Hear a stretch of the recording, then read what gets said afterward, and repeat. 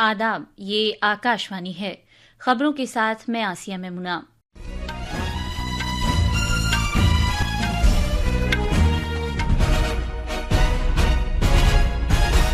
वजीर-ए-आजम ने Trinidad and Tobago में आबाद भारतीय शहरियों के लिए OCI कार्ड का ऐलान किया।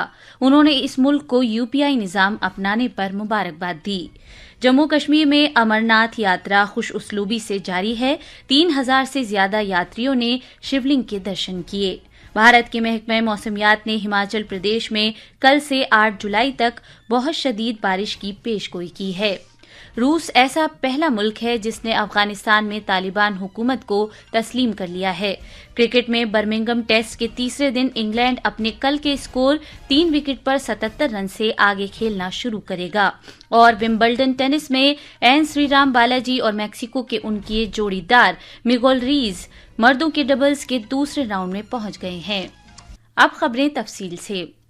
वजीर-ए-आजम नरेंद्र मोदी ने आज ट्रिनिडेड एंड टोबैगो में भारत निजाद अफराद की छठी नस्ल के शहरियों के लिए भारत के बैरून मुल्क शहरियों के OCI कार्ड्स का ऐलान किया है, जिससे वो भारत में बगैर किसी बंदिश के रह सकेंगे और काम कर सकेंगे। आज सुबह ट्रिनिडेड एंड टोबैगो में मुनाकिदा भारतीय बिरादरी की एक तकरीब से खिताब करते हुए जनाब मोदी ने बिरादरी की हौसला अफजाई की कि वो अपने आबाई वतन का दौरा करें और भारत के साथ अपने रिश्तों में गहराई पैदा करें। I am happy to announce that OCI cards will now be given to the 6th generation of the Indian diaspora in Trinidad and Tobago. You are not just connected by blood or surname. You are connected by belonging. India looks out to you. India welcomes you. And India embraces you.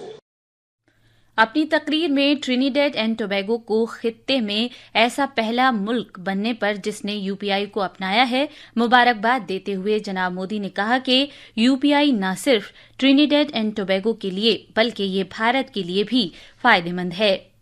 India's unified payments interface or UPI has revolutionized digital payments.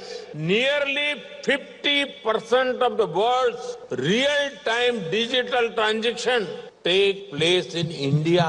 I congratulate Trinidad and Tobago for being the first country in the region to adopt UPI. इसी दौरान Trinidad and Tobago की वजीर-ए-आजम प्रसाद बिसेसर ने ऐलान किया कि वजीर-ए-आजम मोदी को मुल्क के आला तरीन एजाज the order of Trinidad and Tobago से नवाजा जाएगा। वजीर-ए-आजम अपने 2 रोजा दौरे में ट्रिनिडेड एंड टोबैगो की सदर क्रिस्टीन कार्ला कैंगालू और वजीर-ए-आजम कमला प्रसाद बिसेसर से बातचीत करेंगे और शाम के वक्त पार्लियामेंट के एक मुश्तरका इजलास से खिताब करेंगे। वजीर-ए-आजम 5 मुल्कों के अपने दौरे के दूसरे मरहले में कल रात ट्रिनिडेड एंड टोबैगो में पोर्ट ऑफ स्पेन पहुंचे थे। उन्हें बाकायदा गार्ड ऑफ ऑनर पेश किया गया और उनके इस्तकबाल में खुसूसी सकाफती प्रोग्राम पेश किए गए। वजीर-ए-आजम नरेंद्र मोदी 5 मुल्कों के अपने दौरे के अगले मरहले में आज और कल अर्जेंटीना का दौरा करेंगे। वो सदर जेवियर मिली की दावत पर वहां जाएंगे। पिछले 57 साल में भारत के किसी वजीर-ए-आजम का अर्जेंटीना का ये पहला 2 तरफा दौरा होगा। दोनों रहनुमाओं के दरमियान बातचीत में ताउन का जायजा लिया जाएगा और दिफाई शराकतदारी के मौकों में इजाफे पर भी गौर खौज किया जाएगा। वजीर-ए-आजम के दौरे की खबरें फराहम करने वाले हमारे नामानिगार ने इस दौरे की अहमियत के बारे में बताया है। अर्जेंटीना लातीनी अमेरिका में भारत का एक बुनियादी इक्तिसादी शराकतदार है और वो G20 में भी इसका करीबी शराकतदार है। दोनों मुल्कों के दरमियान मजबूत रिश्ते बहुत से शोबों में हैं और इन रिश्तों में पिछली दहाइयों के दरमियान काफी गहराई भी पैदा हुई है। ताल्लुकात में इजाफा 2019 में दिफाई शराकतदारी की सतह तक हुआ और दोनों मुल्कों ने 2024 में अपने सिफारती ताल्लुकात के 75 साल पूरे होने की तकरीब बनाई। आकाशवाणी के हमारे नामानिगार से खुसूसी बातचीत में अर्जेंटीना में भारत के नामजद सफीर अजनेश कुमार ने वजीर-ए-आजम के दौरे में बातचीत के मुमकिन मैदानों का जिक्र किया।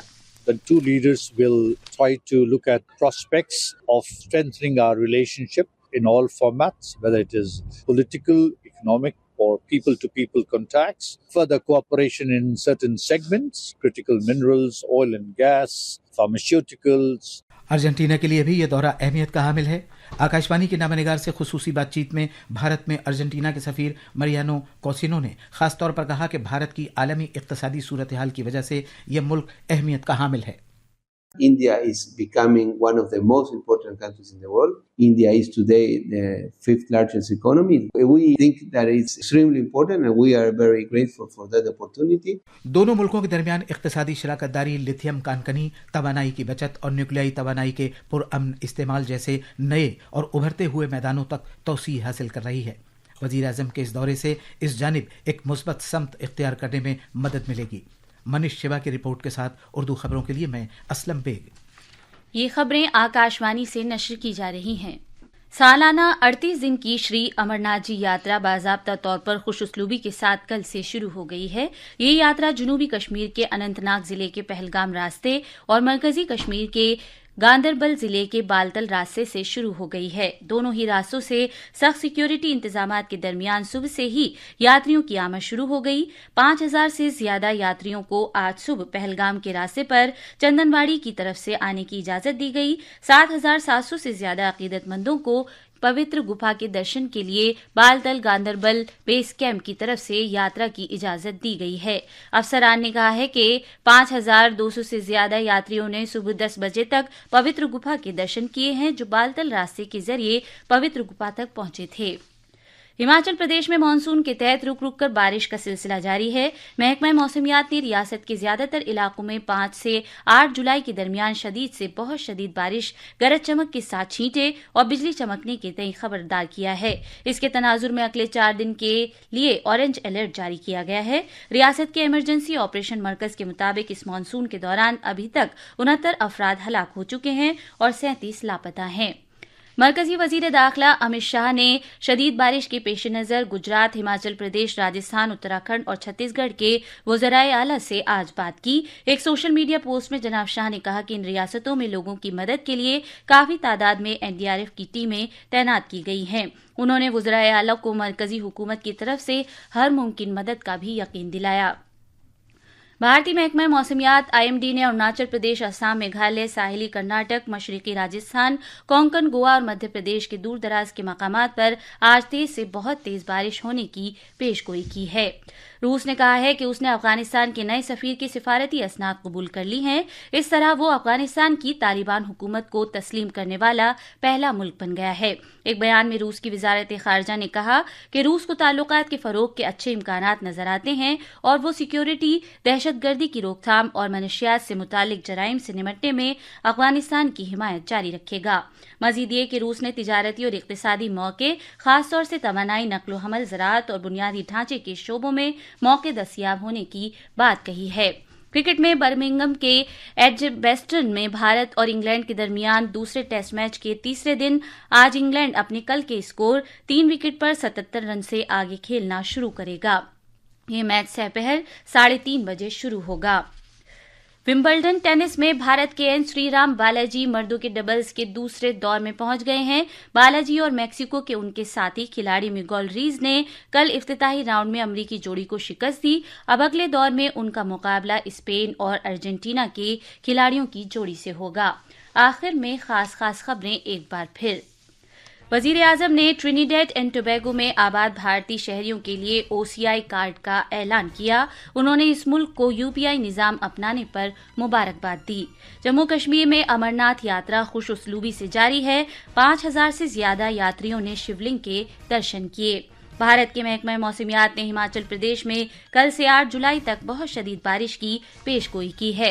रूस ऐसा पहला मुल्क है जिसने अफगानिस्तान में तालिबान हुकूमत को तस्लीम कर लिया है। क्रिकेट में बर्मिंघम टेस्ट के तीसरे दिन इंग्लैंड अपने कल के स्कोर 3 विकेट पर 77 रन से आगे खेलना शुरू करेगा। और विंबलडन टेनिस में एन श्रीराम बालाजी और मैक्सिको के उनके जोड़ीदार मिगोल रीस मर्दों के डबल्स के दूसरे राउंड में पहुंच गए हैं। इसके साथ ही खबरों का ये बुलेटिन खत्म हुआ।